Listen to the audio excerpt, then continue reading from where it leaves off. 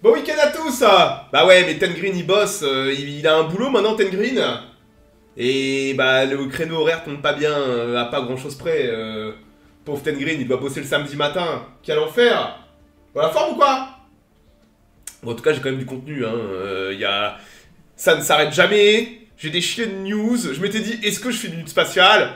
Puis je me suis dit, ouais, allez. Si je fais pas la minute spatiale, la semaine prochaine, je vais crouler sous les news. Donc ouais, pas le choix. Pas le choix. C'est pas grave, on a Yon Yon. Ah bah ouais, il y a Yon Yon, hein. Je devrais demander à Yon Yon de venir en live. Hein. Puis je le laisse parler. Et vous faites un dîner de cons, vous, Yon Yon. Parle-nous d'Elon Musk, Yon Yon. Et c'est parti, on lance la bête. Bon ouais. Il y a de la news. Ouais, pour ceux qui sont intéressés, il y avait une éclipse. J'ai vu quelques jolies photos. Moi, je m'en fous un peu des éclipses en général. Je suis plus intéressé par... voir ça de mes yeux ne m'intéresse pas. Si je voudrais voir les fusées décoller, ça serait cool. Mais c'est pas le genre de phénomène qui m'intéresse.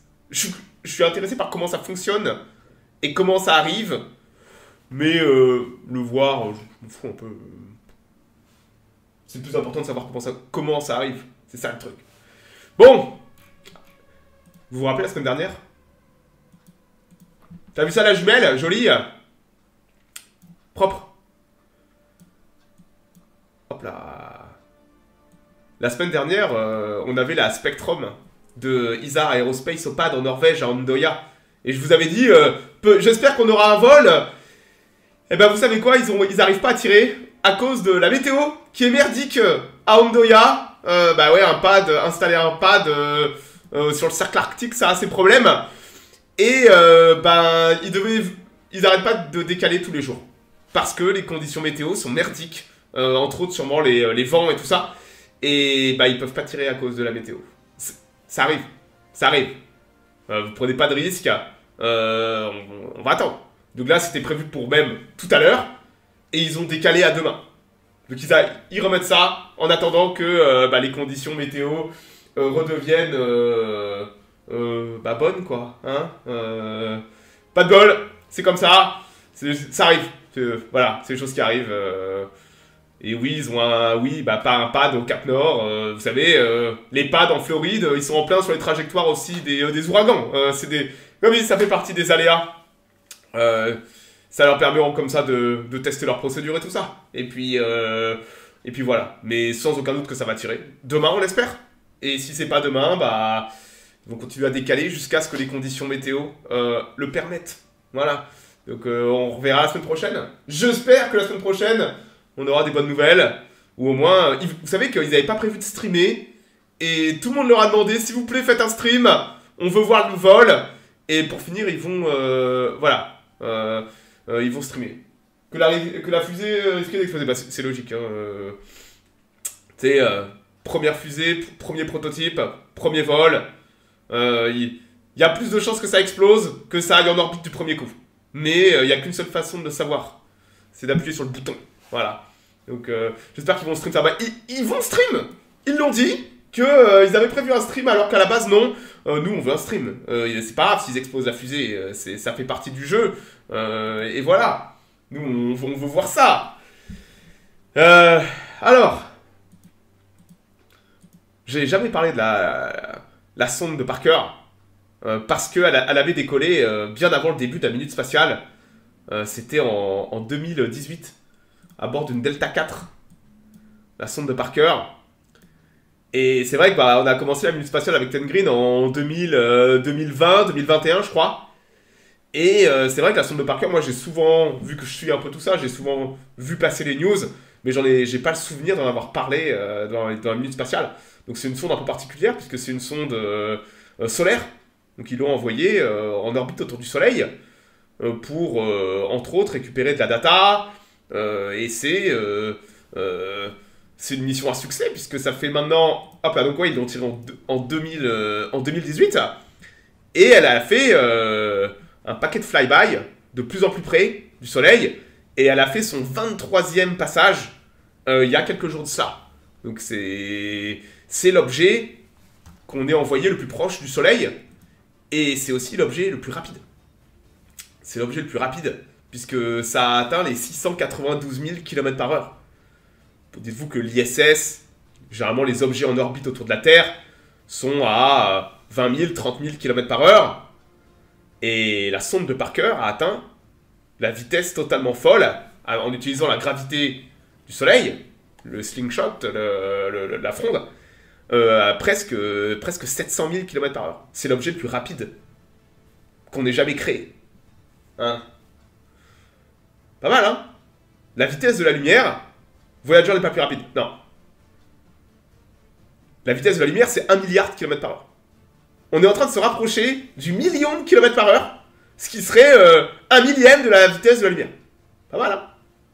Donc ouais, c'est un énorme succès. Et il continue de la faire voler. Pas mal. Pas mal du tout. Donc ouais, c'est... voilà à quoi ça ressemble. Hein. Ça, c'était au moment quand ils l'ont stacké. Voilà la sonde. Beau bébé, hein. Et ça, c'est dans sa coiffe de la Delta 4. Hop là. Donc ouais, c'est quand même un gros objet. Et ça... Non seulement ça va vite, mais ça nous a aussi amené une chier de data sur le soleil et tout ça. Donc ouais, assez incroyable la sonde de Parker. Si vous voyez passer l'info, c'est ça. Donc c'est l'objet le plus rapide qu'on ait jamais créé, conçu aujourd'hui. Et ça bat... voilà. Elle passe à quelle distance du soleil? Va voir. On rentre pas trop dans le détail. Tu vas sur Wikipédia et t'auras toutes les infos sur la sonde et aussi à quel point elle se rapproche du soleil. Mais elle est très proche du soleil. C'est un truc de malade, hein, ce qu'elle fait la sonde. Hein. Vraiment, c'est une réussite de dingue. Voilà, regardez, ça c'est pris par un ingénieur de la NASA, hein, là-haut. Le mec a pris la photo en vitesse. Mais voilà le truc. Donc ouais, j'ai vu passer la news et c'est vrai que j'en avais jamais parlé. Alors que ça fait un bout de temps qu'elle atteint des records de vitesse totalement dingues.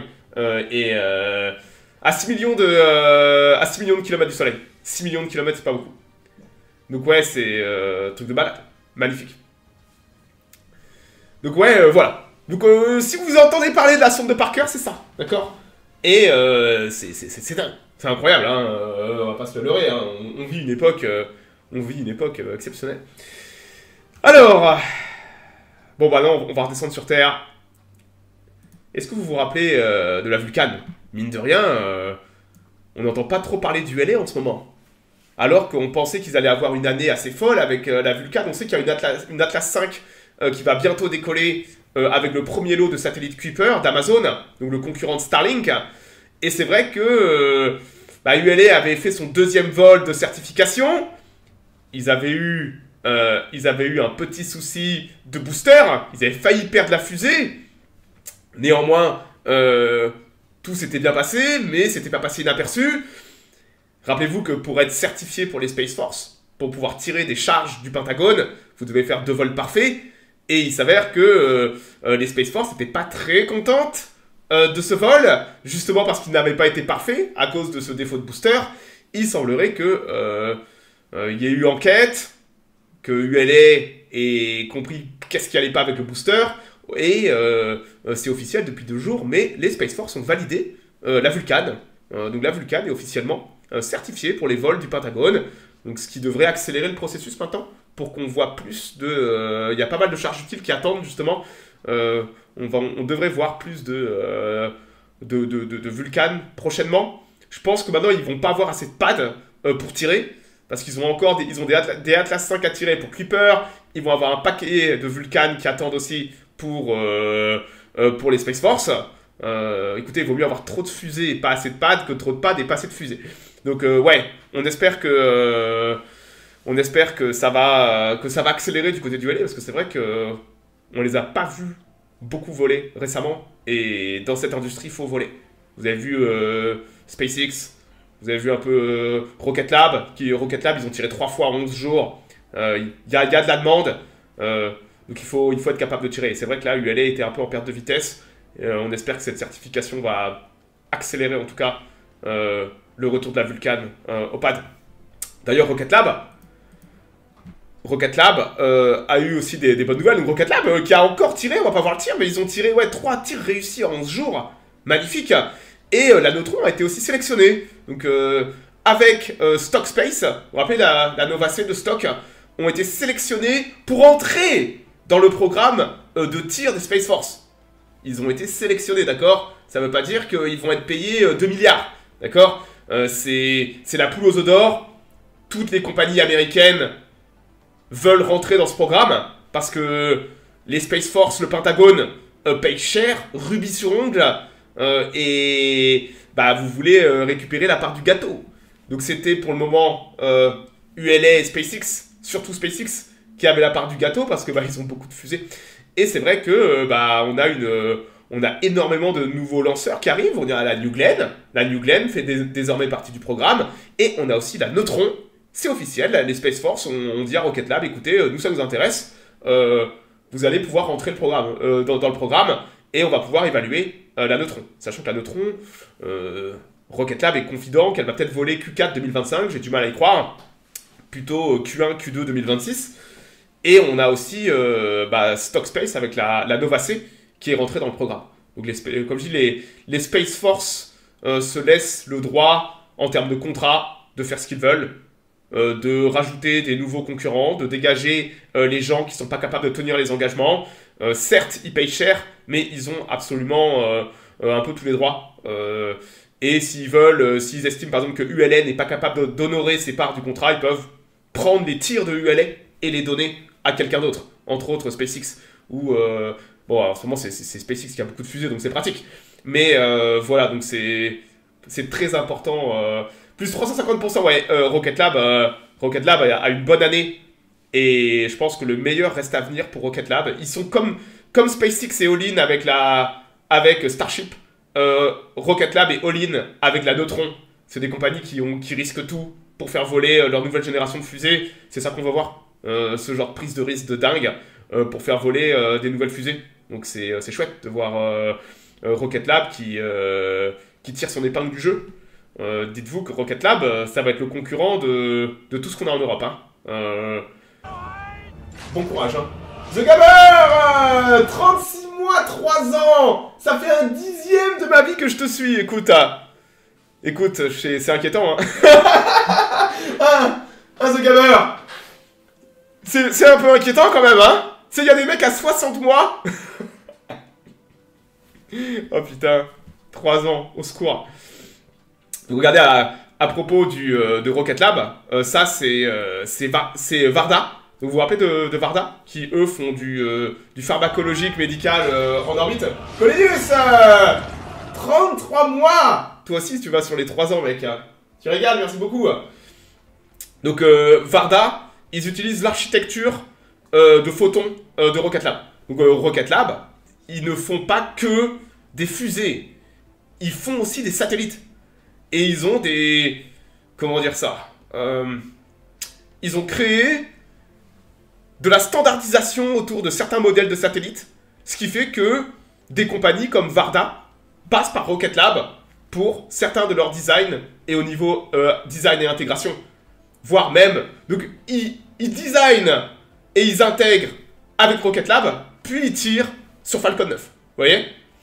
Donc, et Rocket Lab fait des panneaux solaires et tout ça. Donc il n'est pas rare de voir du matos de Rocket Lab décoller sur des Falcon 9 et compagnie. Donc Rocket Lab, ils ne font pas que des lanceurs, d'accord? Aujourd'hui, dans le New Space, si vous voulez être performant, vous devez être extrêmement polyvalent. Vous devez faire beaucoup de choses pour récupérer beaucoup de contrats, pour faire rentrer du cash flow dans votre boîte. Vous ne pouvez pas juste faire une fusée. Vous devez faire énormément de choses. Et Rocket Lab fait partie de ces petites compagnies qui se sont très tôt diversifiées en offrant plein de services, donc, dont entre autres ces espèces de standardisation de satellites sur mesure. Donc là, Varda, ils tirent, ça redescend sur Terre, mais ce même genre de joujou va aller sur Vénus prochainement avec Rocket Lab. Rocket Lab veut aussi faire de l'exploration et Rocket Lab veut rentrer dans les petits papiers de la NASA pour aller sur Mars et tout ça, pour ramener des échantillons de Mars et tout ça. Donc Rocket Lab est une petite compagnie très dynamique, mais ils font beaucoup de choses. Donc c'est très intéressant comme business plan, on va dire ça comme ça. Alors, à propos de business plan, Starlink a eu une très très grosse semaine. Hein. Ils ont récupéré la paperasse pour l'Azerbaïdjan. Donc Starlink est désormais disponible en Azerbaïdjan. Très amusant puisque l'Arménie, le même jour, a aussi rempli les papiers. L'Azerbaïdjan et l'Arménie ont récupéré leur licence pour Starlink le même jour. Je crois que c'était hier ou tout à l'heure même. Donc c'est officiel. Vous savez, c'est des énormes business à prendre. Genre, les gens ne se rendent pas compte du pognon que ça peut représenter d'ouvrir comme ça des nouveaux marchés, des nouveaux pays. Il y a aussi le Vietnam, il y a 2-3 jours, qui a donné la licence. Et vous avez peut-être suivi qu'il y a eu un tremblement de terre en Birmanie. La Birmanie, qui est quand même un pays assez fermé. Vous avez une junte militaire au pouvoir. Et la Birmanie a demandé de l'aide aux gens. Est-ce que vous pouvez venir nous filer un coup de main? On a un tremblement de terre, on a peut-être des milliers de victimes. Et il s'avère que Starlink a dit, bah écoutez, nous, on peut vous amener de l'internet si vous voulez. Vous voyez un peu le soft power que ça représente, d'avoir cet accès à l'internet partout où vous allez. Et c'est parfaitement adapté à ce type de situation d'urgence, où les infrastructures sont détruites, vous posez votre Starlink et puis vous avez de l'internet au débit, et vous alimentez à 200 mètres à la ronde, tout quoi. Donc c'est totalement dingue. Totalement dingue. Donc ouais, une grosse semaine pour Starlink, qui continue de s'ouvrir des marchés. On avait vu l'Inde aussi récemment. C'est... Le fait que Starlink soit pas une compagnie publique, ça fait chier parce qu'on n'a pas accès à tous les chiffres exactement. On voudrait bien voir ce qu'il y a sous le capot parfois, mais les compagnies privées, ils font ce qu'ils veulent. Hein. Ils n'ont pas de compte à rendre à qui que ce soit. Et on sait qu'ils aimeraient bien avoir Starship le plus rapidement possible pour déployer la nouvelle génération en termes de technologie. Et les Starlink V3 qui vont faire encore exploser les performances du réseau. Donc ouais, même la technologie est déjà très, très fonctionnelle. Et elle en est qu'à ses débuts en fait. C'est vraiment une révolution. Hein. J'ai toujours dit que Starlink c'est l'équivalent de la roue qui arrive dans l'industrie. Généralement, on s'en rend pas trop compte, mais déjà dans certains milieux maritimes, c'est l'aviation maritime, Starlink est en train de changer beaucoup de choses. Bon, allons voir des boulons maintenant. On va aller à Starbase. Regardez ça, le nouveau pad en construction, les chopsticks tout en haut. Il semblerait que les chopsticks soient opérationnels. On les a vus faire pas mal d'essais, ouverture, fermeture. Ils les ont montés, descendus. Donc on a une nouvelle tour avec des chopsticks opérationnels. Ça traîne pas, hein. Ça fonce, hein. C'est beau. Et ouais, on les a vus... c'est clean. Matez ça. Bah ouais, il a pas encore été un peu toasty. Il a pas encore été brûlé par un booster. Mais voilà les nouveaux chopsticks. Et on espère les voir en action prochainement. Voilà. La NASA avance beaucoup pour Artemis 2, ils veulent lancer 2 mois plus tôt. Bah écoute, tant mieux, hein, parce que généralement la NASA c'est plutôt l'inverse, c'est plutôt plus tard, hein. C'est plus tard plus tôt. Hein. Ça paraît si court. Ouais, mais on a vu la précision avec laquelle ils rattrapent les boosters. Je pense qu'ils se sont rendus compte qu'ils n'ont pas besoin de plus de longueur en termes de précision. Parce que au Cape, pareil, on a les chopsticks courts. C'est vrai que ça paraît court, mais quand on voit comment ils arrivent à choper le booster au centimètre près, est-ce qu'ils ont besoin de plus? Pas sûr, hein. Et voilà ce que ça donne. Regardez. La position basse, ouverte. C'est la première fois qu'on voyait les nouveaux chopsticks faire de tels tests et essais. Donc c'est une bonne nouvelle, hein. Et je peux vous dire que ça bosse dessous. Il y a des centaines de bétonneuses qui viennent. Ça coule du béton à pleine balle. Ils amènent des gigantesques tuyaux. Ça va vite. Ça va vite. Et je pense qu'ils sont vraiment pressés d'avoir ce deuxième pad opérationnel. Hop là. Et ça, c'est vu du dessus. Donc ouais, ça coule du béton à gogo. Ça installe aussi toutes les tuyauteries pour le système de déluge. Et en même temps, ça bosse sur la table orbitale, qui sera sûrement le dernier élément qu'ils vont installer. D'ailleurs, regardez ça. Mater les bâtiments qui arrivent, ça c'est tous les contrôles les contrôles électriques pour la ferme orbitale, parce qu'ils vont devoir augmenter la taille de la ferme orbitale, et se mater le monstre quoi qui est arrivé. Ils vous déplacent ça, ils ne le construisent pas sur place. C'est arrivé par bateau, ils les ont mis sur leur gigantesque 1000 pattes là, et ils l'ont amené directement du port. C'est... Ils construisent leur pad en kit, c'est du préfabriqué complètement. Mais c'est comme ça qu'ils construisent, ça leur permet d'optimiser, ils sont à côté d'un port, ils amènent tout par bateau, ils amènent les réservoirs, tout arrive, ils mettent ça sur leurs 1000 pattes là, et puis n'importe quelle heure du jour et de la nuit, ils vous font des rotations, c'est totalement fou. La façon dont ils construisent. Moi, j'avais suivi comment le CNES avait construit le pad d'Ariane 6. Putain, mais... voilà quoi. On est dans deux mondes totalement différents. C'est le jour et la nuit. C'est une autre façon de penser, de travailler. Et... c'est fou. C'est vraiment fou. Alors, Starship Vol 9. On a un feu statique de prévu le 3 avril. On a la paperasse qui est sortie, le bon juge Treviso Junior a signé un document qui dit que SpaceX va faire un feu statique le 2 ou 3 avril. Sauf qu'on n'a pas de booster au pad. Donc la question que tout le monde se pose, c'est quel booster va aller au pad? La rumeur insistante dit que c'est B14. Ils vont faire revoler B14. On espère tous revoir le même booster revolé, ça serait déjà incroyable. Mais on a peut-être B16 qui, on pense, il a eu le temps de recevoir ses moteurs. Donc on verra peut-être dans les prochains jours B14 ou B16 aller au pad faire un feu statique. On espère que ça va être B14 et ça va vite. Hein. B14, avril. Il y a encore S35 qui doit aller au pad aussi. Mais ça nous amène pour un tir peut-être fin avril. Ouais, fin avril peut-être. Moi je pense. Fin avril, première semaine de mai. On va encore avoir du Starship. Génial. C'est ce qu'on aime, c'est ce qu'on veut voir. Donc ouais. Alors, ce V2, V3... le problème, c'est qu'ils ont pas mal de Starship V2 encore qui vont arriver dans le tube. Donc pas facile de... on n'a pas encore de Starship V3, à proprement parler.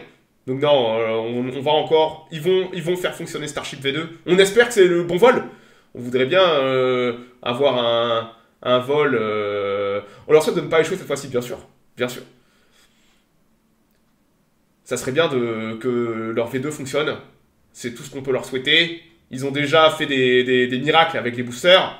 Maintenant, il faut réussir à faire voler le chip. En tout cas, voler aussi bien que le V1. Le V1 fonctionnait superbement bien. Ils ont des problèmes avec le V2. Mais, qui dit problème, dit solution. Moi, je pense que c'est la bonne. Parce que je suis quelqu'un d'optimiste. J'espère que c'est la bonne pour eux. Parce que, on veut que ça réussisse. On veut que ça réussisse. Et voilà. Bon, vous savez qu'on a une mission privée qui va bientôt décoller. On a Fram 2. Donc là, on a ça a été pris tout à l'heure. On a une Falcon 9 au pad avec Crew Dragon Resilience, une capsule. Et on a une mission privée qui va décoller avec 4 bonhommes. Eric Phillips, Chung Wang, Rebecca, blablabla. Et c'est une mission assez unique puisque ils vont aller sur une orbite polaire. Ça va être les premiers astronautes à aller en orbite polaire. Et donc ils vont survoler les pôles. Et on va... donc rien à voir avec la NASA. C'est si vous savez, si vous avez assez de thunes aujourd'hui, vous pouvez vous louer une... Il y en a, ils achètent des yachts. Il y en a d'autres qui peuvent s'acheter une Falcon 9 avec une capsule. Voilà. Écoutez, moi, vous me filez 100 millions de dollars, je fais ça. Hein. Voilà. Hein. Et donc, ouais, on va avoir cette mission privée qui va décoller. Et dans quelques jours, je crois. Est-ce que j'ai la date? Non, j'ai pas la date. Mais sûrement dans quelques jours. Et ils vont aller, survoler Antarctique et tout. Donc, on espère qu'ils vont prendre des photos de malades et qu'on va avoir des super prises de vue. On n'est pas habitué à voir les pôles. Les orbites polaires sont assez rares. Les orbites polaires, généralement, c'est des orbites un peu militaires et tout ça. Donc on n'est pas habitué à voir les pôles depuis en orbite. Donc là, ça va être sympa. On espère qu'ils vont avoir de la belle météo, que tout va bien se passer et qu'ils vont prendre des super prises de vue des pôles. doit être quelque chose hein, de voir l'Antarctique de vue d'au-dessus là. Je crois qu'on est limité en don de sub. Ah, écoute, Zéro Bimolette, te mets pas dans le rouge pour me payer une capsule Crew Dragon quand même. Hein. Fais gaffe. Hein. 100 millions, pense à ton frigo aussi. Hein. Donc ouais, on suivra ça. Normalement, ça va décoller la semaine prochaine. Donc ouais, on aura sûrement la semaine prochaine. Ça va sûrement durer 3-4 jours. 2-3 jours peut-être, ce genre de mission. Ils peuvent pas les laisser là-haut éternellement, vu qu'ils vont pas à l'ISS ni rien. Donc ouais, on aura sûrement des news la semaine prochaine. Et on espère qu'on va avoir des putains de prises de vue d'épaule. Voilà. Bon, je crois que j'ai fait le tour. Je crois que j'ai fait le tour de la semaine. Donc ouais, la semaine prochaine, on espère que la Spectrum de Isar Aerospace va décoller. Si les Européens, si les Allemands, là, ils arrivent à aller en orbite du premier coup, ça serait incroyable. Ce serait une très très bonne nouvelle. Et attendez-vous à avoir un Starship au pad. Un booster au pad la semaine prochaine. Feu statique. On repart aux affaires. Et on espère qu'on va avoir B14 qui va revoler. Voilà. Bon écoutez, je m'arrête là. Rendez-vous la semaine pro. Et sinon ce soir je continuerai mon run avec les elfes de Eregion.